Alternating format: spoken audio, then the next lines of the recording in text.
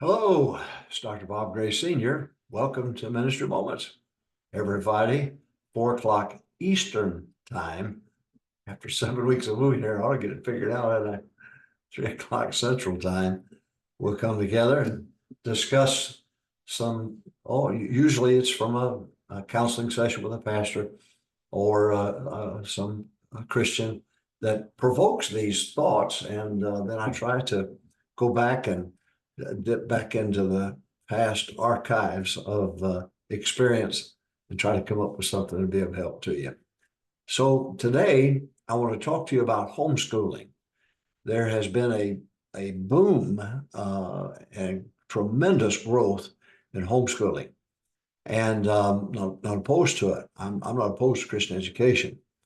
Now, I went to a public school. I did not go to a Christian school. I'd never heard of a Christian school other than a Catholic school. I'd heard about that. And when I went to Michigan State in 1963, I had never heard of a Christian college.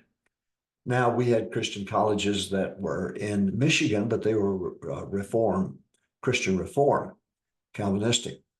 And I was a Baptist boy.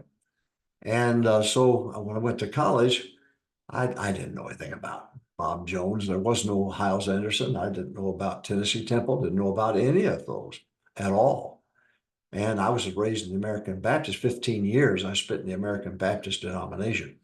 So the influence was you could go to a seminary, Bible college, and if you want to be an associational preacher, and but I never felt like that calling. I don't know what a calling is. I'm not mocking. I'm not making fun. But I had no idea what it meant. I surrendered my life to full-time service at a sword conference. Dr. John Rice, Dr. Jack Hiles preached, and I laughed, I cried, every emotion in the world a guy could have. And I said, I was an accountant for General Motors. I've been to Michigan State University, was in accounting and business majors. So anyway, I loved what I was doing. I loved it. But then all of a sudden, the realization that people were going to hell just got me. And so I gave my life full-time service. So homeschooling is it's not taboo. It's not something that's unscriptural. But there are some things that I've noticed in these 50 years, 52 years of ministry, and maybe I can help you with it. All right. Subject, homeschooling. Here we go. Number one, it is not for everyone. It's not for everyone. Not everyone should do it for various reasons. Number two, take advantage of local existing Christian schools. If you have a Christian school in the area, and it's a Baptist Christian school, you take advantage of it. Much better for them to go through all the hassles. Uh, you'll lose more families over a Christian school that you start than any other reason. And start a Bible college. I can help you there. You'll lose more pastor friends by doing that. So if there's a Christian school, I went to a public school. I had to fight for what was right and stand for what was right. And my mama helped me.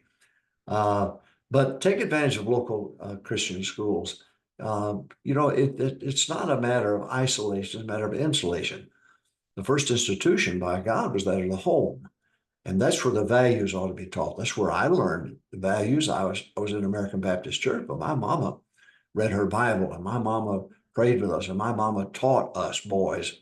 And my older sister, I was not around then, but two sets of families, same parents. But I was in Michigan. But I'm just saying to you, homeschooling, where you keep the kids at the house, you have a curriculum, you teach them, and so on, is not for everyone.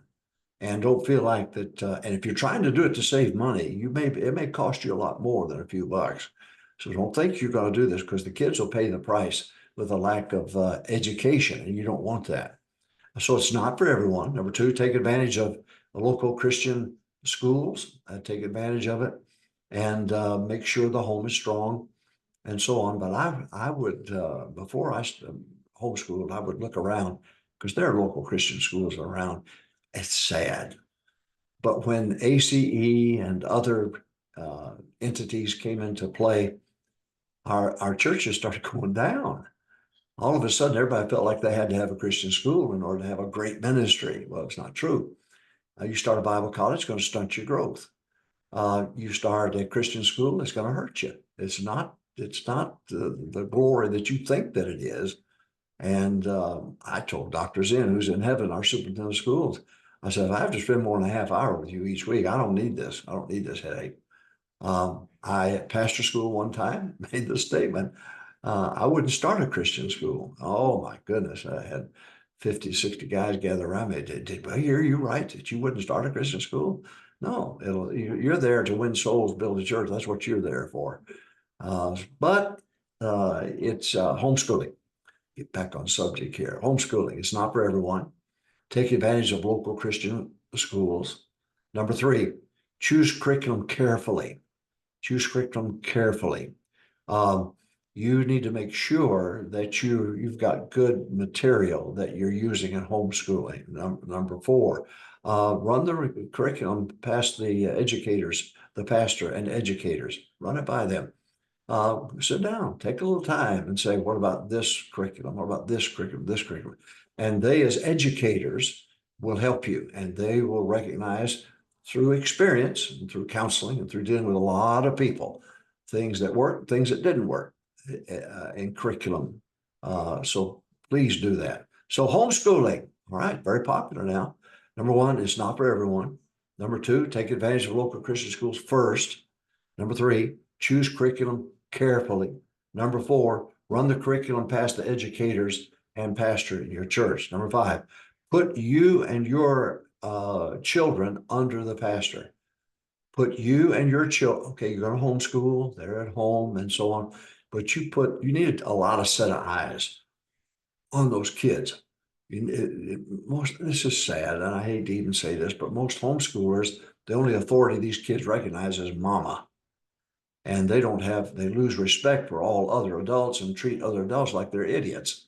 And you don't want that. There ought to be respect for the elders in your church. And so I said, number 1, my homeschooling now, very popular. It is not for everyone. Take advantage of local Christian schools first. Number 3, choose curriculum carefully.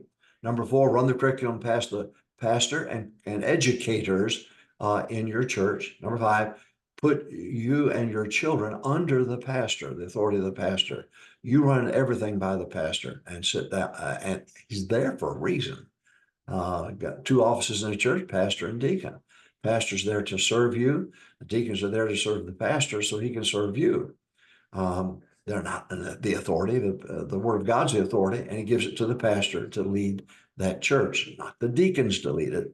They're to take care of widows and so the preacher can spend time in the word and the ministry and so on. Homeschooling, very popular. Number 1, it's not for everyone. Number 2, take advantage of local Christian schools first. Number 3, choose curriculum carefully. Number 4, run the curriculum past the pastor and educators in your church. Number 5, put you and your children under the leadership of the pastor. You show respect for the man of God. The home, yes, an institution, but the church is an institution started by Jesus for the home. So the nuclear family can have a place where they can come and where dad leads that family unit and sits and learns from the pastor, scriptural principles, precept upon precept, and so on. Homeschooling, very popular. It's not for everyone. Take advantage of local Christian schools first. Number 3, choose curriculum. Also, they don't have the standards we have. Nobody does. Nobody does. But they need to learn to obey. And by the way, who said life was fair? Nobody said life was fair. Also, they mistreated my child. The world's going to mistreat your child. What are you teaching them anyway? Scott came to me one day and he said, Dad, the principal doesn't like me. And I looked at him and said, Scott, I pay the principal to not like you. Homeschooling, it's not for everyone. Number 2, take advantage of local Christian schools first. Number 3, choose curriculum carefully. Number 4, run the curriculum past the pastor and educators in your church. Number 5, put you and your children under the leadership of the pastor, the authority of the pastor. Number 6, have your children involved in church activities. It's so important. When we had homeschoolers, I let them play basketball, volleyball. I let them play flag football. I let them play it all. I wanted them to be involved. I didn't want to isolate them. I wanted them to be there. So I have your children included in church activities. Number 7, or I mentioned it, but have them included in church sports. Number 8, ask to be a part of the graduation. You're going to homeschool. Ask the pastor, and pastor, I would suggest that you let them be a part of the graduation service. They are members of your church, and you want to be there for them. And when they graduate, by the way, we had them take exams, tests to see how our students were doing. Same thing with the homeschoolers. I want to make sure they're being educated. I wanted to make sure the test would reveal that. And so that's very important. But let them be a part of the graduation service. I think that's very, very important. You don't want to isolate. Yeah, a Biden moment here. Isolate, you want to insulate. Homeschooling, very popular. It's not for everyone. Take advantage of local Christian schools first. 3, choose curriculum carefully. Number 4, run the curriculum past the pastor and educators in your church. Number 5, put you and your children under the authority of the pastor. Number 6, have your children involved in church activities. Number 7, have your children involved in church sports. Don't take them away from the other kids. The social part of their life is going to be lacking if you're homeschooling. Number 8, ask to be a part. And by the way, you join other homeschoolers in that, but I prefer it be under your church. I don't like the idea of someone else. That's why we started our own youth conference called a teen convention. We started our own national souling clinic. We started our own educators and music gatherings and so on. We wanted to be in control of it, not somebody else in control of it. But asked to be a part of the graduation. Number 9, essential to have a separate set of eyes on your children. It's critical. It's critical that there be a different set of eyes on your kid. There ought to be a camp counselors have eyeballs on your kid other than you. He's your child, little Oswald. Little Oswald would never lie. Little Harriet would never lie in a heartbeat. That's why it's important that you have a different set of eyes. There ought to be a coach has eyes on them, screaming at them to do it right.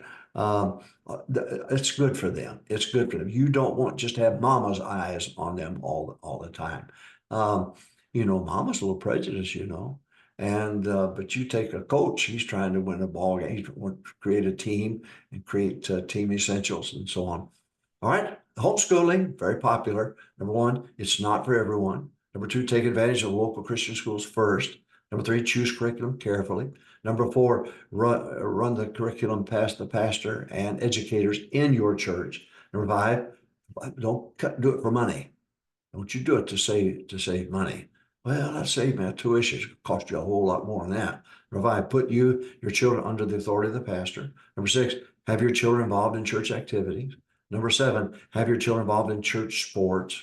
Next, ask to be a part of the graduation. 9, essential to have separate set of eyes on your children. You need that. And don't defend little Oswald. Now, hold it. You may want to go to the authority in private and if you feel like there's an injustice, but don't say to yourself, I'll take care of that teacher. Don't do that. Don't do that.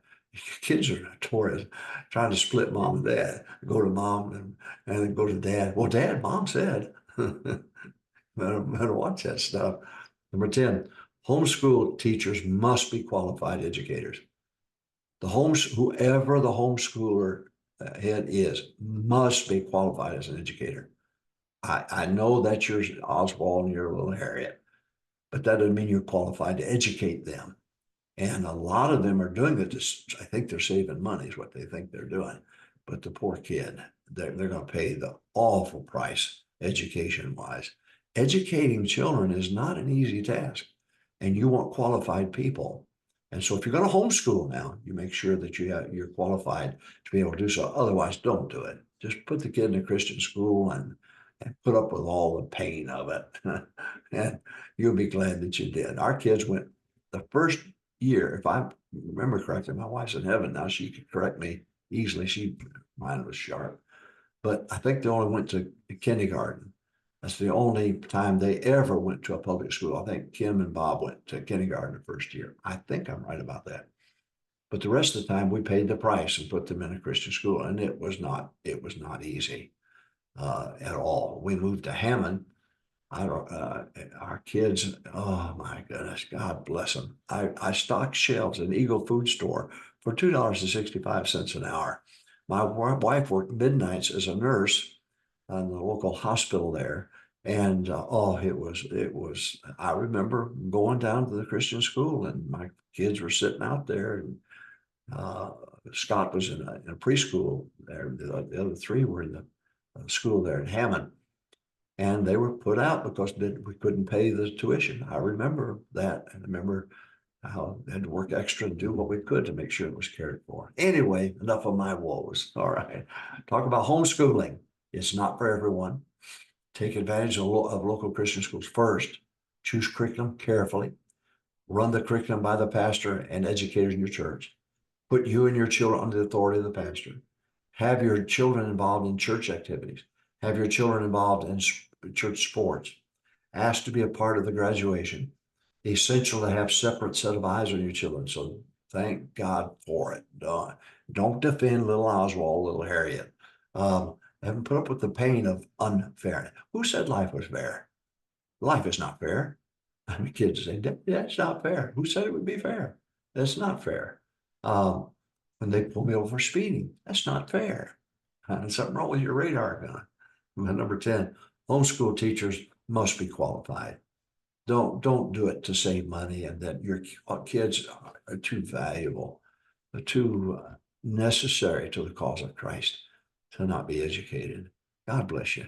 Thank you for letting me spend this time with you. Ministry Moments, YouTube, Bob Gray Sr. Subscribe, and that way every week, every Friday, Lord willing. I'm in Florida now, Jacksonville, Florida.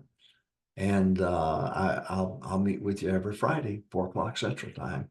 And then don't forget now, tomorrow, soul winning. Saturday's the preparation day for the Lord's Day. Line up 5 people by Saturday night to come on Sunday, and you'll see something happen. God bless you. Thank you for letting me spend this time with you.